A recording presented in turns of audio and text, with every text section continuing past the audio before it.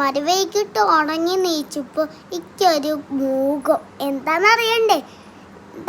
ഇടൊന്നുമല്ല മച്ചന്മാർ, പാനിപ്പൂരി കഴിക്കണം എന്നൊരാഗ്രഹം.